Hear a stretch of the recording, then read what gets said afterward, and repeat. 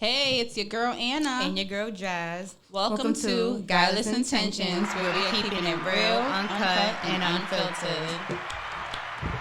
So, y'all, today we got a special guest in the building who will be joining us. Some of you may recognize his Black-owned alkaline health water that is currently available all over the city. So, Miles, welcome to Guileless Intentions. Thank you for having me. So I'm the proprietor for health water. My vision for a product was to be socially sustainable and also in order to help my community. So Health Water is actually a Black-owned business that is bottled in aluminum cans just so we can actually eliminate plastic pollution within our oceans. Also, I have teamed up with Invipco and Tamra, which are the world's leaders in reverse vending machine technology, which is basically can recycling machines. Okay. So you can actually recycle my bottles all over New York City and other states that are listed on the bottle. That's super cool. That really is. Wow. So how long have you been doing this for? So June actually made 1 year that we've been operating this company. Yeah. Shout out to you. Yes, I love it. Shout out to Black entrepreneurs. So what was the main reason why you started this? I know you didn't get up like, all right, let me just make some water. So, Right. Well, the truth is I was actually sitting in college and I had a water bottle in my hand and I was like, well, I have to make a company. And I don't want to make a company where it's something that's already done, right? Mm-hmm. Everybody has hair, nails, clothing, and whatever else, right?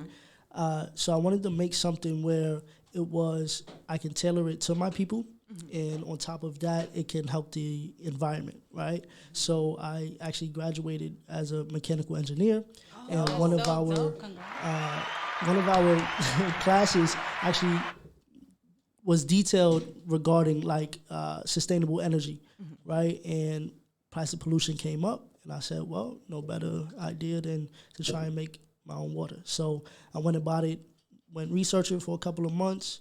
And then I came across a company that actually private labels these bottles, and I made my own company that way, and everything that came with it. Well, shout out to you. That is beautiful. A lot of loopholes, I say that. A lot of loopholes, and a lot of things that you have to go through in order to be compliant with New York State, stuff. Yeah. Okay, that's what's up. That's definitely what's up. Thanks. Wow. Okay. So what's up, girl? It's been a little minute. I know it's been a minute since you told me off on live. Got it thinking that everybody thinking we beefing. First of all, y'all, that was a random live. It was on and she didn't even want to do it, and I really made her do it. Listen, first of all, those who don't know, I'm a therapist, so I was working all day, tired. Anna called me, was like, oh, we be prepping for this show. And she's like, yo, we should go live. I'm like, first of all, I don't got no lashes on. You got to surprise them. Give them some treat. Girl, I'm tired. So we went on. So our last show, if you guys don't know, we pretty much was talking about trust issues. No, the privacy limits in your relationship. So to piggyback those who didn't watch our last episode. So we went on live to, get the extra feedback about what's going on. And, me and Anna have very strong, different opinions, and everyone just thought that we was beefing on live, but that wasn't the case. I still feel like as an individual, you should have your own sense of privacy in relationships. We're not going to get into that today. We're not going to talk about that today. But just know we sisters, and that's the point of this platform, is to execute opinions from different lenses and standpoints. So shout out to y'all for tuning in with us, and shout out to us for giving y'all a little bit of tea in between time for the meantime. That's it. All right. So, what's going on today, though? So today's topic is probably a little heavy for some who haven't done any shadow work and still going through their traumas. But today we're going to talk about the complexity of mother and daughter relationships and how those dynamics affect your womanhood. It affects your relationships. It affects how you just operate with other people in general. Right. So growing up, how was your general relationship with your mom? You don't got to go into details. How was it in general? Girl, bar. I think so. It's a little bit different for me because I do have a Caribbean background. You know, my parents are from Belize. Shout out to Belize. Shout out to Belize. But but you know, I was raised in New York, born and raised in New York, and I think that there was definitely, well, through my perspective, I think that there was definitely that stigma where, you know, mother's sons could do no wrong, and daughter is very much held accountable for every decision and action she makes. So, you know, it was pretty tough. You know, I love my mom. Shout out to her. We have a good relationship now, but that definitely took a lot of maturing and things like that. Yeah. Okay. I have similar experiences. You know, my mom and I, we're not the closest. You know, I love my mom to death, but like our trials have been like very, very challenging. And it's more so because I feel as a woman, like being raised by a woman, sometimes the women that you're raised by don't heal their own inner child. So you're on your end, you have to deal with them not healing your inner child, and they're blaming you for not being able to heal their inner child. So you have to deal with that. And I have two brothers. So my mother relationship with my brother is completely different than it is with me. Like, he's the baby, like, she loves him, da-da-da. But for me, we're always clashing all the time. It's like, we good for 2 weeks, and then I swear to you, that third week is an issue. So I always take the good with the bad, but how do you feel, Miles, about, I know you say you had a sister. So yeah, I have a sister. How do you see the difference in the way your mom treats you and your mom treats your sister? Yeah, but I believe it's a different dynamic than what you two were talking about. More so, I was, I guess you could say, like the good kid, and she was the unruly one. So it was more so of that going on. It wasn't really any. A good kid in your opinion, or your mother's opinion? No, I believe both of my parents would probably tell you that I was the better kid. Okay. In terms of, you know, acting good. The right? expectations of the children. Correct. So I don't think that it was more, it's like, for example, I'm assuming that you guys are talking about more so like a boy could go out at night alone, right? Compared to a female going out alone at night, right? It wasn't anything like that. I mean, we both had our freedoms and stuff like that. The dynamic that I grew up with was more so, so my mother was raised a certain way, and for example, her mother, my grandmother, actually, like, was close with my mother, right? Like, controlling with her and stuff like that. So my mother more so wanted us to be out there and be free and stuff like that, and my sister wanted to be even more free. So it was only like my mother had to grant that. You know what I mean? She didn't want us to be confined the same way that she was. So it was more so a difference of times and ages compared to social stigma, right? So I mean, that was. But do you think that there were more expectations placed on your sister than you, or do you think it was evenly distributed? No, if anything, I would say it was more expectations placed on me because I was viewed as the good kid, right? So if I was to do something that wasn't the norm, I would receive more backlash for it than she would, right? Wow. So she would do something bad. It was like, that's expected. So you had the opposite experience in your home, because like in my home, I felt like, you know, I was expected to abide by certain rules and certain things, and then my younger sibling is coming up after me. He's a boy, and it's like, hold on, you didn't let me do that. I couldn't have got away with that. Well, okay, now let me. How was that happening? Like, that couldn't fly before. Now, was it because he was the younger sibling, or was it because he was a boy? Because I younger have an siblings, older brother as well. right? So so let's compare that then, right? Because usually younger siblings do get more leeway. Absolutely. That definitely plays a part in it, but you know, my older brother is back in Belize, right? He was raised up in Belize, but he tells me that when my mother was raising him, a lot of the things that he sees me complaining about were not his. That was not his situation. So that kind of made me realize it was specific towards me. Now I understand having a girl and wanting to feel like you want to protect her, right? In a different way that you would want to protect a boy, your son. But, you know, I feel like it causes a big hindrance because now here we are adults, right? And now we have to function in society.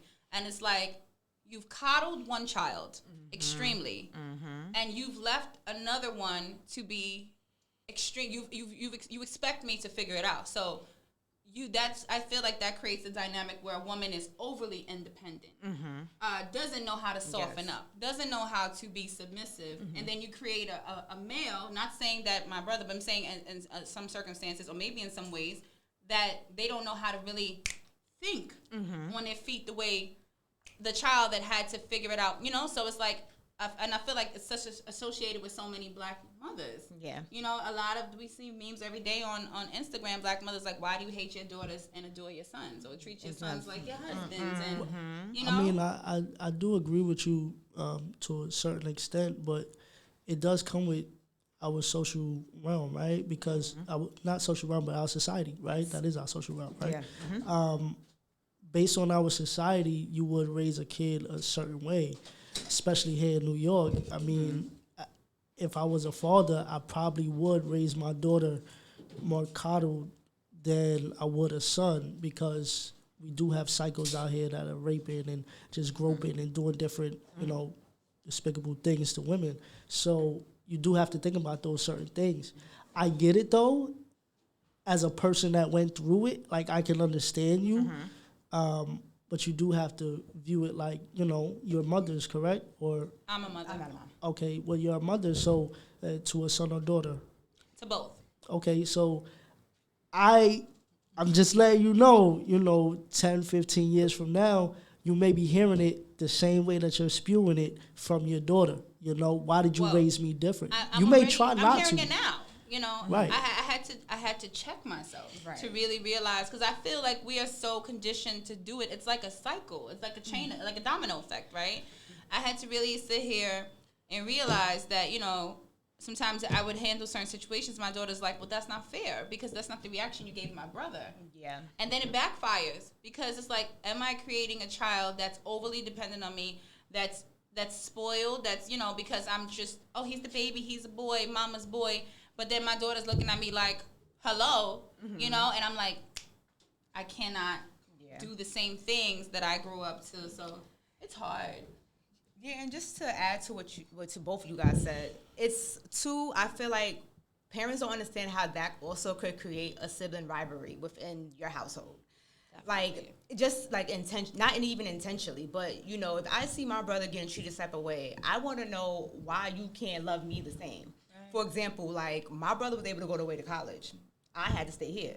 And I didn't understand why I couldn't get those same experiences he did just because I was a female. Like, I was smart. I graduated with honors. And I just didn't understand why he was given that privilege. And I stayed here. So it's like, that's something I swear, y'all, I would never, side note, my parents already know, shout out to y'all, I would never forgive y'all for that. But now that I'm here, I just feel like it creates, and again, it creates something within yourself that you feel like, why can't my parents or my mom love me the way I want her to love me, but I see you giving the same love to my brothers. And you know, it's so weird, because I've had my brother tell me that he thought I was favored. He thought that so what I saw as too much on me, he saw as, you're getting all the attention. You're getting all the affection. Why are they not worried about what I'm doing? So as it's being a burden to me. So and he felt some type of resentment when we were growing up that I didn't even know. So it's so crazy how in your mind you could be thinking experience. You know, people have different experiences. You know, we both thought each other was getting something from our mother that we weren't. It's so interesting. Yeah. And you don't realize that till you get older and you actually have like a little power with your siblings, and like we are adults, like, well, you got to do this and I didn't do this, and then your mother's sitting there looking like, well, you know, I try to love you all the same. I feel like that also too, I feel like it's a lie. Your parents do not love every child the same way. They love you, But each child requires a different level of love that you don't get, that you can't give to each child. A different level of attention. So I hate when parents say, "Oh, I love all my kids the same." Yeah, you love us all the same, but you treat us differently with your love. I think that I could say this, right? Especially my children are 6 years apart. My daughter's 16, my son is 10. And then the opposite sex. They both require different things from me. Yes. You know, the level of attention that my daughter requires me for a teenage life is different than what my son requires from me of a 10-year-old's life. They both need a lot of my attention, but it's in different ways. And sometimes to them, it may seem like I'm being favorites or seem like I'm picking, but it's not that. You, as a mom, you know what your children need, or you try to figure out what they need, you know. But it definitely can create sibling rivalry. I have a point I want to ask you about, right? So how do you guys feel about the common idea that there are mothers who are literally jealous of their daughters because they didn't get to experience certain things, and so they're trying to relive. Like, say if you, for example, if your mother wanted to be like a lawyer or something, and now you're graduating from college and you're doing these things, and they say like the mother is like literally taking them out. Do you think it's possible for a mother to be jealous of her own daughter? Yes, and I feel like it's also possible for a father to be jealous of his son, in different perspectives. I feel that sometimes, like, I'm not a parent, but I feel like hearing stories from other parents, sometimes when people become parents, they're not ready, they're not prepared, so they miss out on their dreams that they always wanted to fulfill. But then you see that your child was fulfilling. Yeah, you're happy, but it's always that, I feel like that envy, like, well, that could have been me. Or if I didn't have you, this could have been me. Like, again, I deal with parents all the time. With your job, Yeah, with my job, that literally, like, they're in therapy because they want to understand why they don't like their child. Not because they don't love their child, but because they was missing a part of themselves while raising them. And sometimes you never get that back. You don't know how to get it back after you raise a child for so many years, and now here you are, figuring life out outside of being a parent. Right. I feel like any parent that feels like that deep down should also remember that it is their duty and their job in order to provide the best for their kid. Yeah. Shout out to that. Yes. I'm very grateful for my parents because they allowed my sister and I to actually explore the world, right? Ask questions and do things for ourselves. Even if it was something that we wanted to do, but it wasn't in our best interest, they let us do it because that is a learning curve, right? That's how you learn. Absolutely. So, I mean, anybody that's envious of their kid really isn't a good parent in my eyes. Yeah. And I don't believe that they should have been a parent because it's your job to make sure that your kid does the best, right? If, for example, like you're saying, I mean, I really do want you to clarify because I don't want to put words in anybody's mouth. But if it was like you were saying, the kid is going to college, but to become a lawyer, like the mother wanted to become a lawyer, but the kid is going to college to become a lawyer. Yeah. But then the mother pulls the kid out of college? Not necessarily pulls them out, but gives them a very hard time in overall. So, for example, I knew someone who, you know, mom wanted to be a dancer. Okay. And, you know, the mom, although the mom allowed the person to pursue this, was very condescending, very comparing this person, you know, saying, like, you can dream, but don't dream too big. You're probably not going to get that far. This person that I know personally was able to dance in one of Beyonce's tours as a backup dancer. Nice. You know, but it was very hard for her to get to that level of confidence because I remember her saying that her mother always compared her to her. Like, well, I didn't make it, so don't get too excited because disappointment happens. You know, so in those type of aspects, it's kind of like that mother has past traumas that she has to work out, maybe with a therapist. Yeah, absolutely. Because that's not okay at all. Like I said, I feel like you should be grateful that your kid is trying to live your dream because you couldn't do it, and you should push them to do that, right? Like, I mean, little side note, for example, I basically played, like, every organized sport there is, right? Nice. Did I like them? No. Do I still play them? No. What? Okay. Right? But the thing was, my father also played every organized sport there was. Was it like I was trying to be like him or whatever, or he was trying to tailor me to become like him? No. He was just trying to fill me out. Expose you. Exactly. Right? So that's what I'm grateful for. But it wasn't like, for example, a little story, football, right? Started playing football. I got hit too hard. I didn't like it. He said, look, you can't just quit. You halfway in the season. So I finished the season. But after the season ended, I never went back. I was done. Right? Oh, my God. It wasn't like he forced me to continue playing. So I feel like a parent should see that and see themselves in their kid and say, okay, well, if this is not for you, then that's not for you. If this is for you, or if this is something that you want to do, but I don't agree, you should still support that decision. I agree. Yeah, I feel like that's dope. If you don't mind me asking, was you raised from a 2-parent household? Correct. Okay, that's cool. Yeah. No, because I was gonna lead to something. I mean, I live not to cut you off, but I mean, I do live a privileged life, right? And I would never take away from that. I'm glad you admit that. Well, I will admit that. And it's not something that I should be ashamed about. Absolutely. Right. No, because I'm glad that you're saying that. Because the goal as a parent is to make sure that you have your kid in their best interest, right? So the fact that I'm a product of that is great. And I would never sit here and be ashamed of that. I just want to normalize 2-parent households in the Black community and normalize 2 people staying together, raising a child, and creating a productive child, and not being something that's out of the norm. Like, this is supposed to be the common goal. Absolutely. For us. Look, can I ask you a question? I mean, this is your podcast. You can ask any question. I mean, why is it that people are ashamed to admit that they are privileged?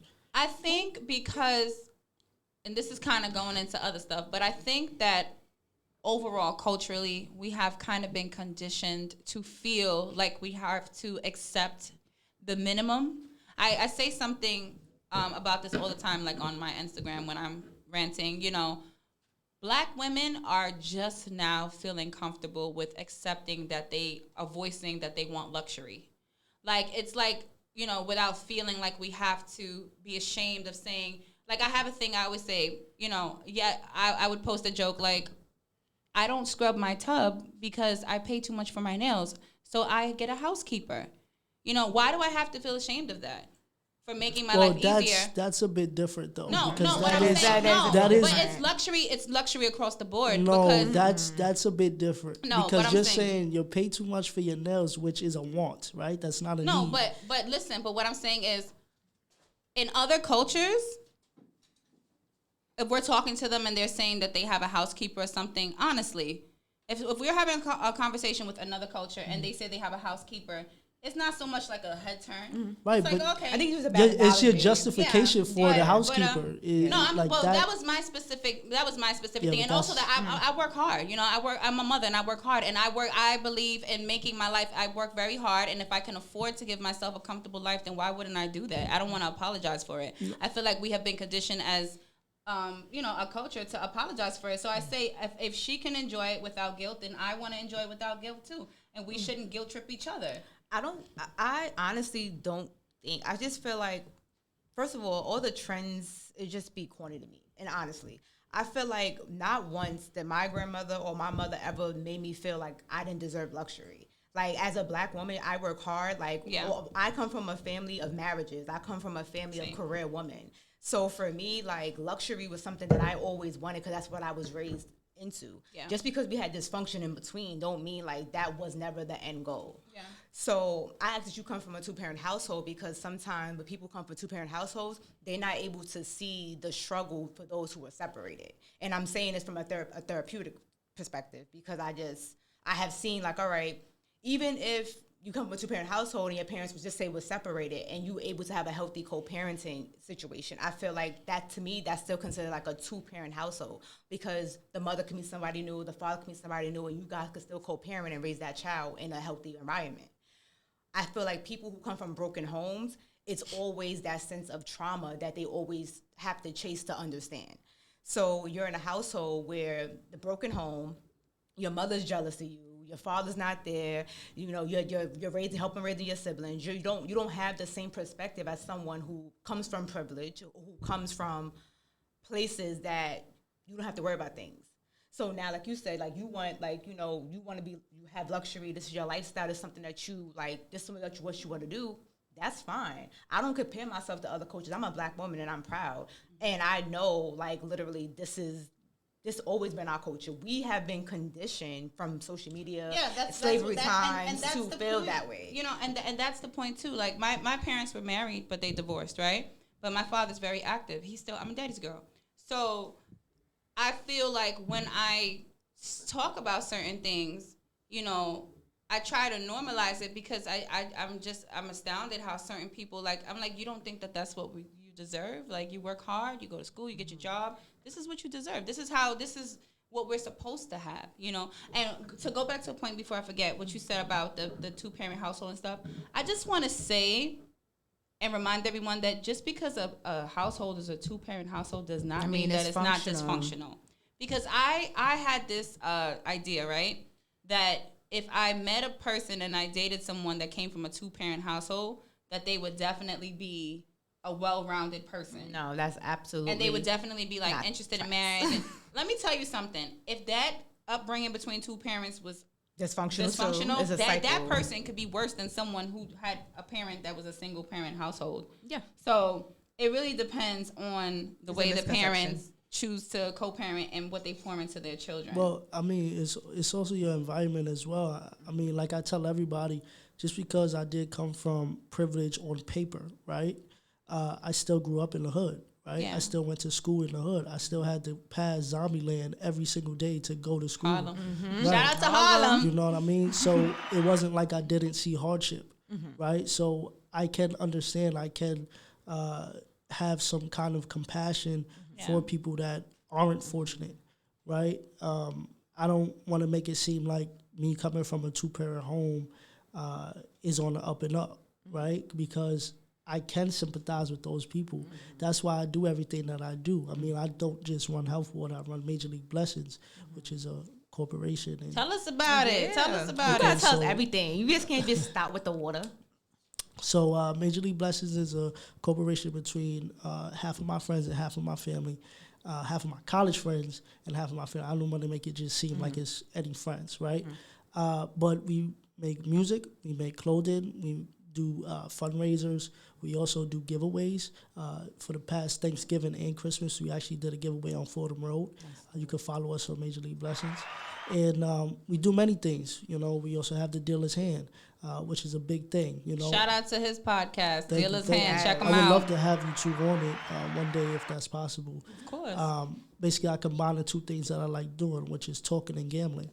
And we essentially play a hand of blackjack with real money, real people, and real conversations. Nice. So I gotta learn blackjack first. That's dope.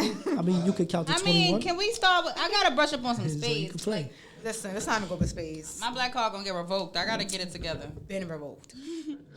But just to touch on what you were saying, I do believe that we do deserve nice things, right? Growing up black doesn't mean that you have to be poor. Thank you. You know, in the 20s, we had Black Wall Street. So, I mean, we had rich black communities. Yes. They were torn down. And you know, I feel so sorry for, like, my daughter's generation, because when I really sit her down and I show her who invented what, what we really, you know, the history, the real history, not the history that we are conditioned to believe, she's like, wow, like, it's you know, we have to normalize black girl and black boy luxury. It's actually for the generation to come, so that they can understand. You know, like Jasmine, I come from a family, like, you know, I'm very prideful. Your parents are Belizean? Correct. Okay. So, like, we came over here, like, you know, we're immigrants, whatever. But, you know, my grandmother came over here and she tells me, like, you know, it's a sense of appreciativeness because she really built us up, you know, built this legacy up for us. So we have no reason to not carry it forward. But I'm always, like, so surprised because, like, my family is just, like, they have normalized nice things. And it's like, you have to work hard for this. You deserve the same opportunity that everyone that doesn't look like you deserves. And there's nothing outside of the box about it. Little side note, I like that you brought up the black inventors. So this February, I'm actually dropping collection. So it's gonna have a black inventor and actually merch. Correct. All right. So this February, be on the This lookout. man is on a roll. How about this? Listen. If you ain't know, now you know. Yeah, I had He an out artist. here. I had an artist actually draw That's so dope. every That's black cool. inventor that I had on my list, and then we're gonna put them on a shirt and then That's so try and sell cool. for Black History Month. Shout That's out dope. to you. That is dope. Thank you. And going back to Black luxury, those who don't know, I was living in Atlanta like last year, and I like, you know, I moved to North Carolina for a little second, but I'm going back to Atlanta. Like when I was in Atlanta, like those who have never visited, like that is outside of them, everyone that's flashing and all that, they literally about their black businesses. They're willing to support you. They're willing to help you move forward. Like, and it's all black people. Like, we have places like that in New York, but like, you have to find it. You have to pinpoint it. That's what Atlanta is about. All about the black upbringing of everything, like everything black. So I went to the doctor. I had a black doctor. I went to dentist. I had a black dentist. So awesome. It's like everything is black. I feel like Atlanta showed that we all could like live how we want to live. You just really got to put in the work, like put in the work, put in the time, put in the effort, and we shouldn't be limited because we feel. I feel like I'm not gonna lie, not to say that racism is still not real, but we can't still keep on pulling that card when we've seen so many of our peers push forward. I agree. So now it's like it's our time to heal your trauma, heal your inner child, do your shadow work, go to therapy. I want to normalize therapy for everyone, blacks. Mental health awareness is very important. Absolutely. There's something that, since you said trauma, so I want to go back to our topic, right? How do you think the functioning relationships of a man and a woman differ? Because I see all the time these posts from Shade Room and Ball Alert of these talking about these women with these men and these different experiences feel like they're raising a man. Do you feel like because of the mothers that kind of mother their son, do you feel like that is causing a stagnancy in the way that black men are able to put on for their families and do? Not all. Because, like, I have a girl that I went to school with that wrote on social media. She's like, you know, I've had it. I'm not raising a black man. And then we see K. Michelle created a whole song that said you can't raise a man. So do you think that has a correlation? Like, really? Honestly, I don't want to be sexist. I feel like it's a lot of men who got to raise women, too. And people just think, like, that's because adult is not just an age. No, what I'm saying, because we're talking about... No, I'm breaking it down. About the mothers. Yeah, I'm about to break it down for you. I'm talking about for the mothers that may have given more to the sons than the daughters, allegedly. But I feel like even if that was the case, after a certain age, you have to take accountability for your growth. Right. You have to take accountability for how you think. Like, when everything's in your control, you can blame your trauma, but then go get help. Yeah. So it's like it's so many excuses that you can make. And again, coming from a family of I had trauma experiences, I literally had to do the work because it's like it's never ending. Like healing is a process. It could be a life journey. You may be good today, bad tomorrow, and then life be life, and so like something else happens. So you said right that you felt like your relationships with your mom was different than your brothers. Yeah, to this very day. How do you think it has affected the way that you and your brothers all separately function in society? Do you see a difference between y'all? And then I'm gonna tell you about one. Well, honestly, shout out to my brothers. We all literally in our own career paths. Like outside of those don't know, my brother passed away last year. Myself and my older brother, like we literally be striving in our own right.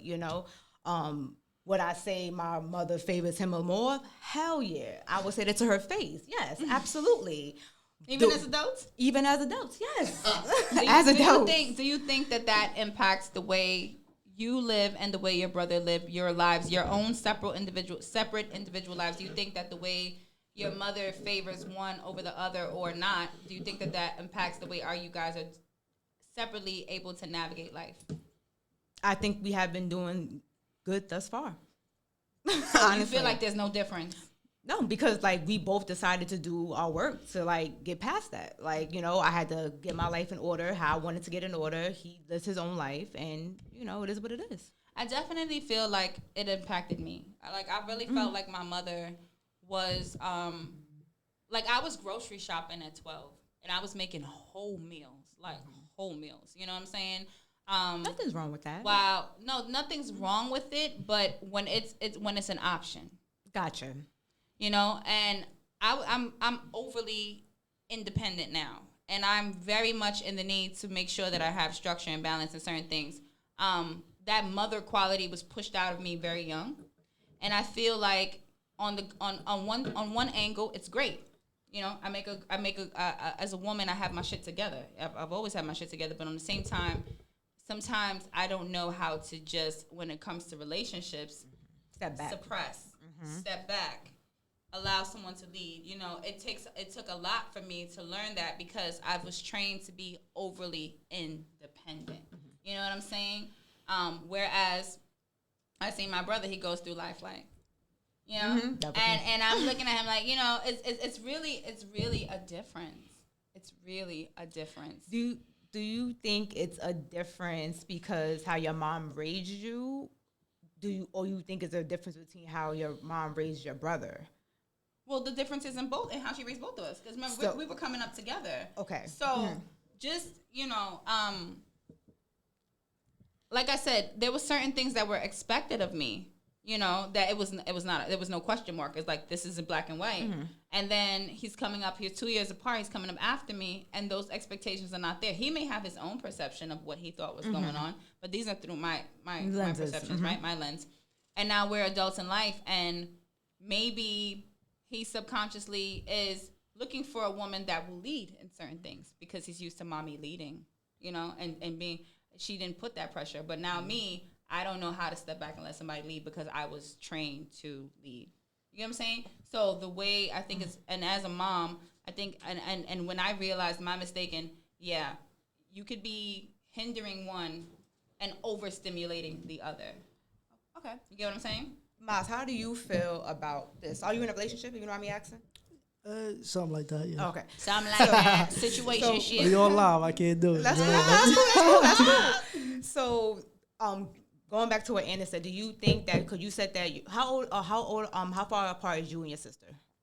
3 years. 3 years. You're the oldest? Correct. Okay. So do you think, you know, you said you guys were raised with the same expectations, but, you know, they consider you to be the good child. Do you think, well, you know, do you think... Questionable. Do you think that has affected how you view your relationships, like, going in? Are you, like, overly independent? Do you feel that you step up as in a partnership? Do you feel like you step back? Like, I don't even look at it that way. Like, okay, how do you look at it? I mean, I'm nonchalant. You know, I'm chill. So I don't even, like, if a woman wants to do what she wants to do, I let her do what she wants to do. Okay. I'm not a type of person, oh, you can't wear that. Or you can't go outside. Who you talking to like that? I don't do any of that. So, okay. I mean, I'm smooth with it. It is what it is. Cancer to the heart. So what? All right. So what things? Let me ask you this: what things from your upbringing, from your parents, do you think, whether positive or negative, in any light, affect the way how you conduct relationships for yourself today? Okay, I'll tell you like this. Back in college, it was this girl that, you know, really was interested in me, and I rejected her basically because she had no goals and aspirations. And growing up, my father always had a business. And growing up, my mother always ran side jobs. You know, she was a party planner. She did this, she did that. So growing up, I saw work ethic all my life. Yep. I had to participate in that work too. Gotcha. You know, so I don't want somebody that's just gonna sit around all day. Ambitious. Sure. Correct. Okay. So I guess that's one thing that I can say I take from growing up. But as far as like independency and stuff like that, like I don't really cook like that. But if I'm hungry, I'll cook myself a meal. Gotcha. Right. So I'm not gonna be waiting on my girl to go cook me a meal. Like if I'm hungry, I'm gonna cook. If she's hungry, she better get up and go cook too. Yeah. Right? And if I'm feeling nice, I'll cook us both something. If I'm Do you have children? No. Okay. Nice. Okay. Yeah. So I mean, that's how I How you move. That's cool. No, I respect it. I respect it. Okay.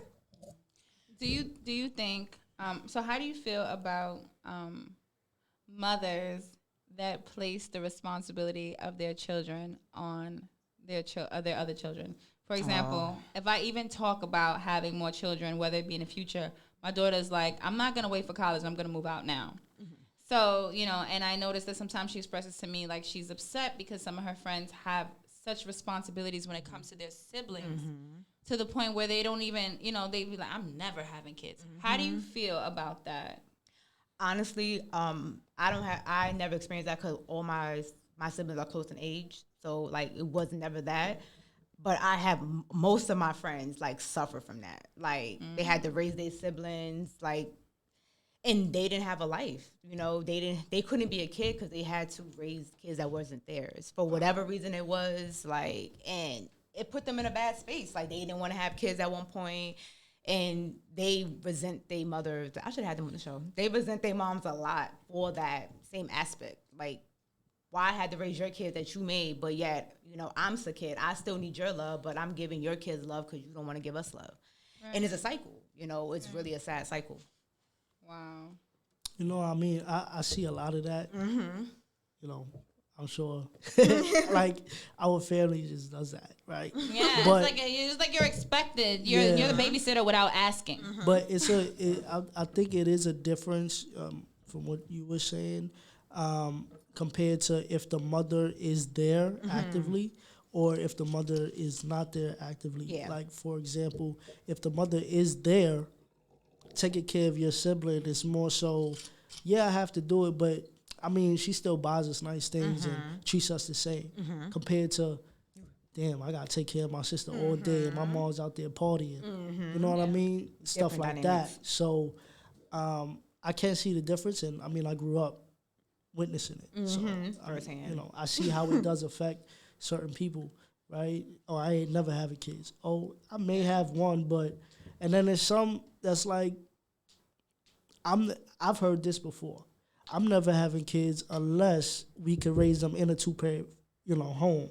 And it's like, you can't guarantee that. Exactly. How do you guarantee that? You can't guarantee that. Because they don't want to be left with that responsibility that they felt before. Yeah. Okay, but then what do you? how do you guarantee that? No, it's true. You can't guarantee it. But I could put myself in and if I was forced, because I didn't go through that. But if I was forced to take care of my siblings, by the time I was an adult and it was time for me to have my own relationship, and I would have been like, okay, I know for sure I don't want to be a single mom. Because the reason why I assumed the responsibility of my siblings is because obviously there was a father that was absent in the home, or any parent that was absent in the home. So I would say I do not want to be a single mom. I could totally see that. You can say that, but life happens. You know what I'm saying? Like, course. You could plan that. People say they don't want to have kids until they get married. Some people say they don't want to have kids until their life is in order. But that's not guaranteed. Like, you literally, God forbid, you can have a kid and then the father passes away unexpectedly. So now you are left to be a single mother. I wanna ask you something. So you don't have children yet. I don't. You don't have children yet, right? So I'm gonna ask you both. What is and I'm gonna say it from a mother's perspective, what is the hardest part about being a daughter or a son as an adult? Keeping it guileless. The hardest about being a daughter? I don't got no hardships of being a daughter because I'm grown now. Like that, those expectations that I once did. We all have complicated relationships. Yeah. So and I'm not speaking for like the perfect, right? Because the show is talking about complex relationships, right? What is the hardest part about trying to navigate a complex relationship with a parent as an adult for you? That now that I'm an adult, like I see the bullshit I couldn't see as a kid. There you go. So now that I can see it, now that's what makes it hard to navigate because now I see the bullshit, I understand the bullshit, and it's still bullshit. So now you guys handle your shit, and I'm over handling my shit as an adult, so we can either meet in the middle or I just can't deal with it. Right. Yeah, that's pretty much. I've been living by myself since I was like 16, but wow. I see my parents every day. You're not playing. He out here getting water. I'm getting money. No, it's not like that. It's just no games out here. Shout out to Miles. Listen, okay, from Harvard. Shout out to Harvard too. No games. I see them every day though, so it's not like I don't see them, but it's like she said, it's just you start to see that adults are just kids that are older. That's it. So. Can you put the mic on it? You gotta repeat that again. That's all it is. Let's say this. As a mother who has experienced trauma from my parents, whether they are aware or not, because sometimes parents don't even know the trauma that they're inflicting on you. I want to just say that. Oh, absolutely. Some parents are oblivious to the way that their choices affected their children. I don't make them bad parents, right? Because this stuff don't come with a manual. And now that I'm a mom, I know that.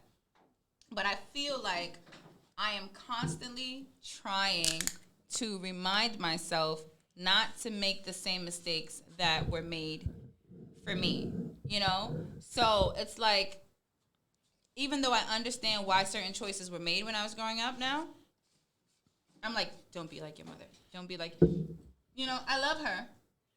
But it's like, don't do this. And then I hear my daughter repeating certain things I said to my mom. And the boy, I'm like, oh, man. And I think, as an adult, it's very important to me to break the generational curses across the board. You know what I'm saying? Certain norms and patterns that existed. Because you got to understand, when you have a dysfunction with your parents, 9 times out of 10, they had a dysfunction with their parents. Absolutely. So they don't even, they're just, a lot of parents, and I've learned something I saw Charlamagne say, like when you have to realize that everybody does the best that they can do, if they were really trying, right? Yeah.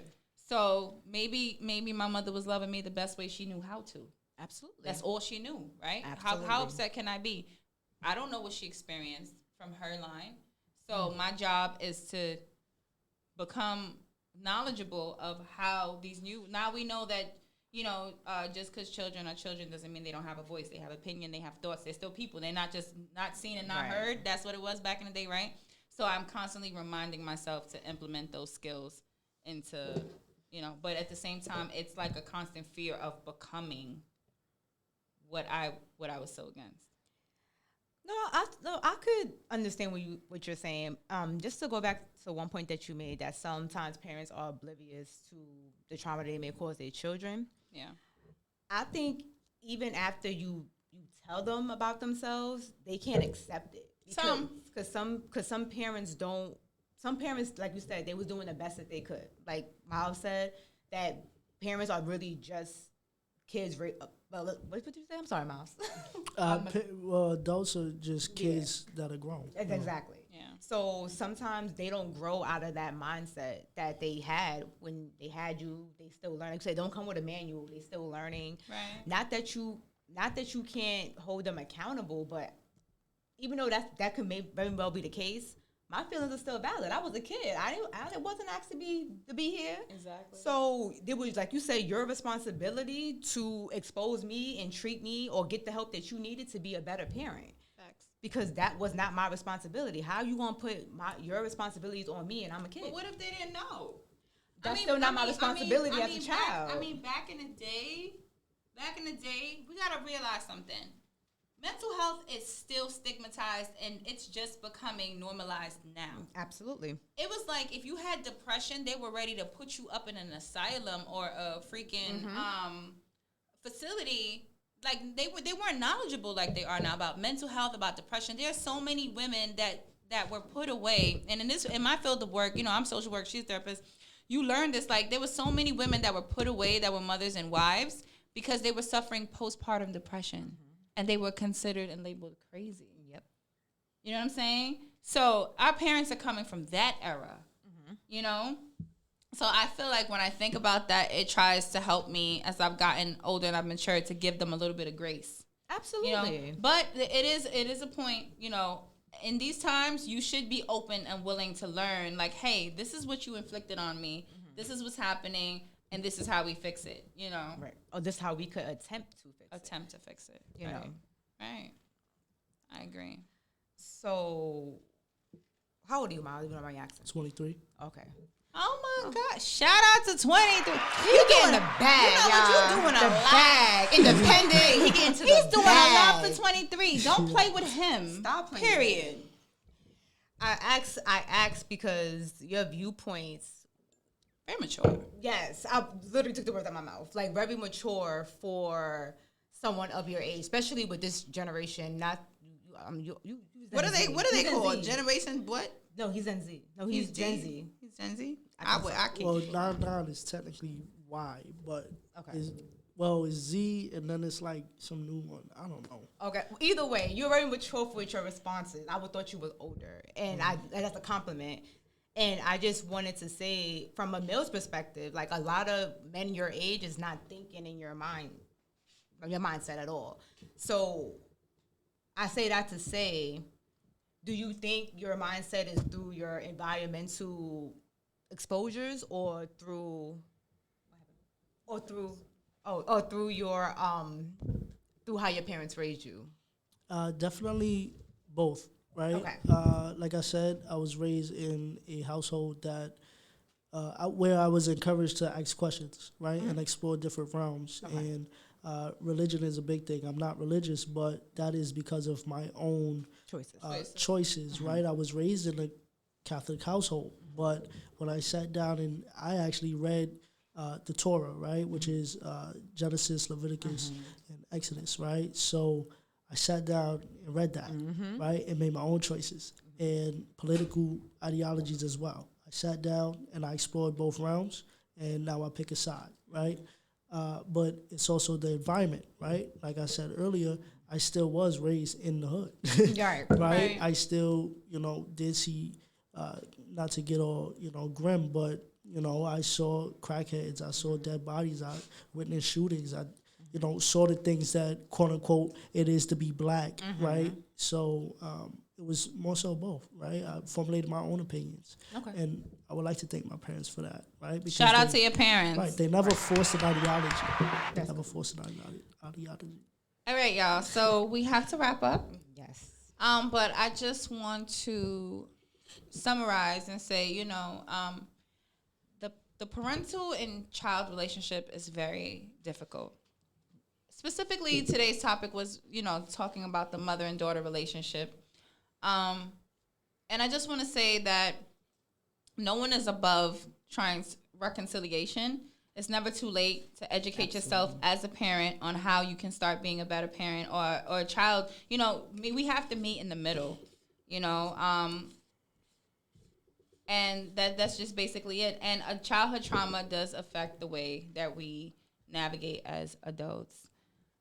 So shout out to Miles for joining us on our platform. Shout out to Health Water. Tell them your Instagram handle and all that. So I'm at Bapuju, BAPUJUU. You can find everything else as it's spelled, Health Water, Major League Blessings, and the Guileless Hand podcast. Yes, and as always, follow myself. I am Miss Benan. I am MSBENANNE __. And you can follow me at JPie, that's JAE, period, PY. All right, y'all. Thanks, y'all, for tuning in to another wonderful episode of Guileless Intentions.